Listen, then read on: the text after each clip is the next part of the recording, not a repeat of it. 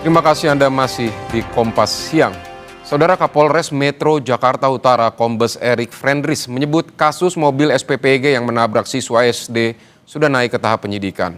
Sopir mobil pembawa MBG terancam jeratan pasal 360 KUHP karena kelalaiannya. Kasus mobil pembawa MBG yang menabrak puluhan siswa SD di Jakarta Utara naik ke penyidikan. Polisi menduga ada kelalaian dalam kecelakaan yang mengakibatkan 22 orang luka. Polisi telah memeriksa 10 saksi. Pasal yang dikenakan yaitu pasal 360 KUHP karena kelalaiannya mengakibatkan orang luka berat atau luka lainnya dengan ancaman hukuman maksimal 5 tahun.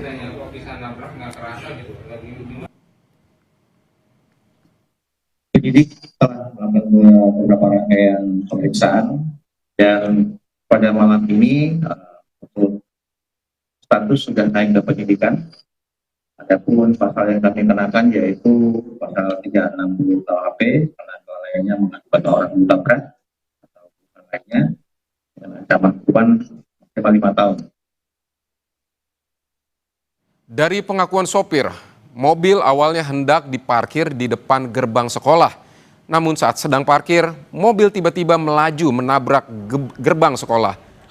Sejumlah murid dan guru yang sedang berkegiatan literasi sekolah pun sedang ada di sana dan saudara, sopir mengaku sudah berusaha menginjak rem namun mobil tidak berhasil berhenti.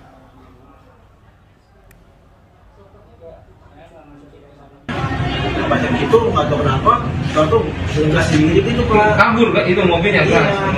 Makanya pas saya ketemu dengan itu nggak dapat.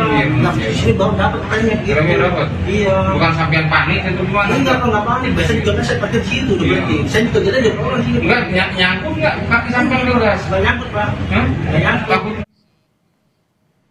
Jumlah korban dirawat di RSUD Koja usai mobil SPPG menabrak sejumlah siswa di SD Negeri Kalibiru, Cilincing, Jakarta Utara bertambah jadi 9 orang. Diketahui total ada sebanyak 22 orang yang dirawat usai insiden sejumlah siswa ditabrak di SD Negeri 01 Kalibiru, Cilincing, Jakarta Pusat Kamis pagi. Untuk korban luka berat dilakukan penanganan di RSUD Koja. Sementara korban luka ringan di RSUD Cilincing, Jakarta Utara. Posko pelayanan juga dibuka di RSUD Koja untuk memberikan update kepada keluarga korban serta jumlah korban yang dirawat.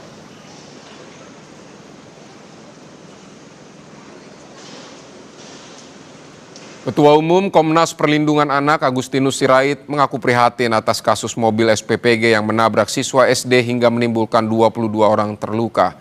Komnas Perlindungan Anak pun meminta Badan Gizi Nasional untuk bertanggung jawab karena ada kelalaian sistemik dalam kasus ini. Yang pertama tentang kasus ini tentu penegakan hukum. Kemarin sore kami sudah berdiskusi dengan Polres Jakarta Utara. Kami meminta agar kiranya pihak Polri memproses kasus ini tidak hanya sebagai kecelakaan biasa tentunya. Ini bisa kita mintakan untuk ke pertanggungjawaban korporasi. Bagaimanapun misalnya driver adalah driver mobil dari pengantar makanan MBG. Tentu dari BGN kita harus memintakan tanggung jawabnya tentunya untuk menstop misalnya izin dari dapur MBG. Karena tentunya driver ini kan menjadi perhatian yang penting juga. Artinya apakah ini udah lulus seleksi misalnya, kita nggak boleh main-main tentang anak. Saudara, ada jurnalis Kompas TV Zevanya Situmeang dan juru kamera Ian Faris yang berada di RSUD Kota Jakarta untuk memantau situasi terkini di sana. Zevanya, bagaimana kondisi terkini korban yang dirawat di RSUD Koja? Apakah sudah ada yang pulang setelah dirawat?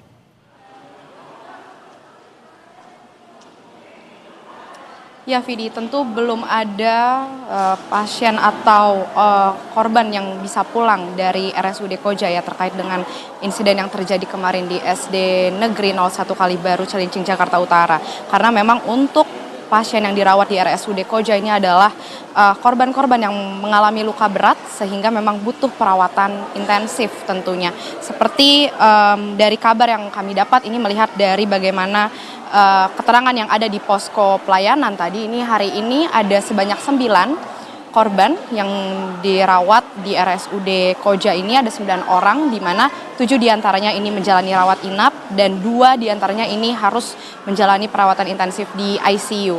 Tadi kami juga menerima kabar langsung dari Humas RSUD Koja yang menyebut salah satu pasien yang dirawat di ICU ini tadi pagi telah menjalani operasi di bagian wajah karena memang ada cedera yang cukup parah di bagian wajah sehingga tadi proses operasi ini tengah dilakukan pada pagi hari. Nah, Vidi dan juga saudara, memang bertambahnya korban luka berat ini sebelumnya memang mereka dilarikan ke RSUD Cilincing, di mana kalau di RSUD Cilincing ini ada sebanyak 13 orang yang dirawat di sana, tapi karena melihat cederanya cukup parah sehingga harus dipindahkan ke RSUD Koja untuk menjalani perawatan yang lebih intensif begitu. Sehingga tadi juga kalau kami lihat dari pantauan kami, seperti yang sudah Anda sampaikan tadi, dari Komnas Perlindungan Anak ini tadi juga tiba di RSUD Koja untuk melihat bagaimana kondisi dari anak-anak yang dirawat di sini. Tadi dari Ketua Umum Komnas Perlindungan Anak, Agustinus Sirait, juga mengaku bahwa ia sudah bertemu dengan siswa-siswa yang dirawat di RSUD Koja ini, dan ia menyebut memang rencananya akan ada 1 anak yang sudah diperbolehkan pulang, tapi tentu tadi katanya harus menunggu lagi bagaimana izin dari dokter apakah memang sudah benar-benar pulang. Tapi tadi ia menyebut bahwa anak-anak ini terlihat sangat bersemangat, memiliki semangat yang tinggi untuk bisa cepat sembuh, dan tadi dikatakan juga dari Agustinus ini menyebut bahwa anak-anak ini dirawatnya digabung di dalam satu kamar, sehingga ini menjadi salah satu trauma healing pertama yang bisa diterima dari anak-anak yang menjadi korban, karena katanya berkumpulnya anak-anak ini bisa menjadi penguat satu sama lain begitu ya, untuk mereka bisa sama-sama sembuh. Tapi tadi tentu yang disampaikan juga dari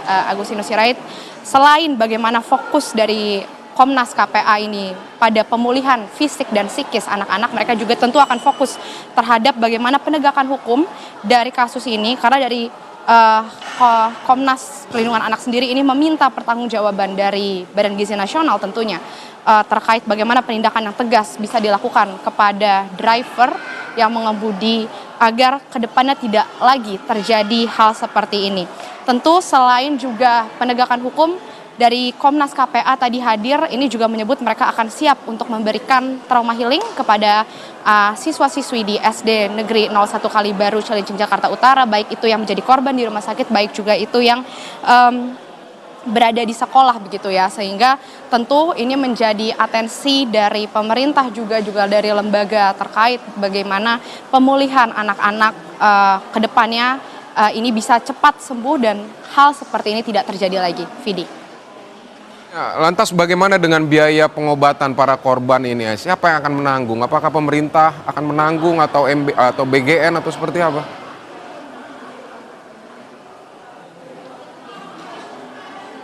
Ya, tadi juga kalau kita melihat kemarin Wakil Gubernur Jakarta Rano Karno ini juga tengah menjenguk korban-korban yang ada di RSUD Koja, dan ia juga menyebut bahwa akan menanggung seluruh biaya perawatan dari korban yang dirawat di rumah sakit, baik itu RSUD Koja maupun RSUD Cilincing begitu ya.